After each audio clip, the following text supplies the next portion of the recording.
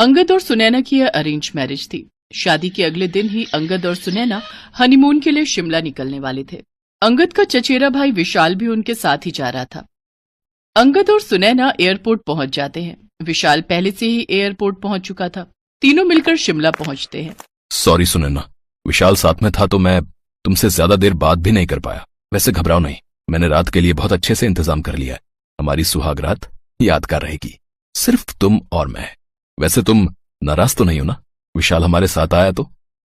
नहीं, मैं आपसे बिल्कुल भी नाराज नहीं हूँ। और वैसे भी अब तो आप और मैं बिल्कुल अकेले हैं, यहाँ देवर जी नहीं है।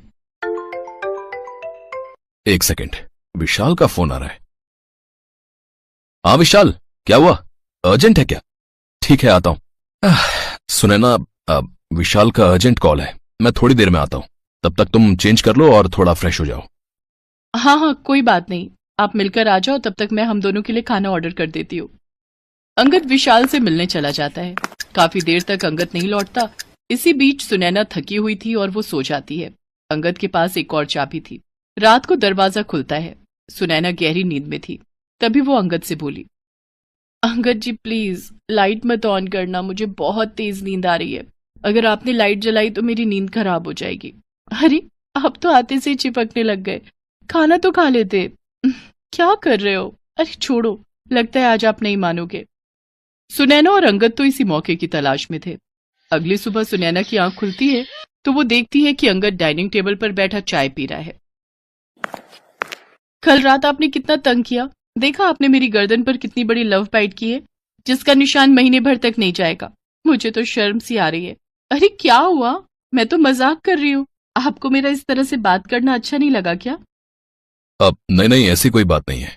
वैसे तुम्हें रात को कोई परेशानी तो नहीं हुई ना? नहीं अंगद जी, कल रात को तो मैं जिंदगी भर नहीं भूल सकती। मेरी बेस्ट रात थी कल की रात। अंगद के उदास होने की बड़ी वजह थी उसका चचेरा भाई विशाल। विशाल ने अपने भाई अंगद के साथ धोखा किया। वो जानबूझकर उनके साथ आया था। वैसे कुछ भी कह लो अंगद भैया, कल रात भाभी के साथ बहुत ही बढ़िया सुहाग रात रही। मजा आ गया। उन्हें तो पता भी नहीं चला कि उनके साथ उनके देवर ने सुहाग रात मनाई है। वो तो सोच रही है कि सारा मजा आपसे मिला है, पर वो ये नहीं जानते कि मुझ जैसा हॉट लड़का उनके साथ था। एक बात सुन लो, आज रात भी मैं उनके साथ रहूंगा। विशाल, तुमने जानबूझकर मेरे ऑफिस की लड़की संजना को पैसे देकर उस दिन मेरे साथ गाड़ी में भेजा था। मैं तुम्हारे बहकावे में आ गया।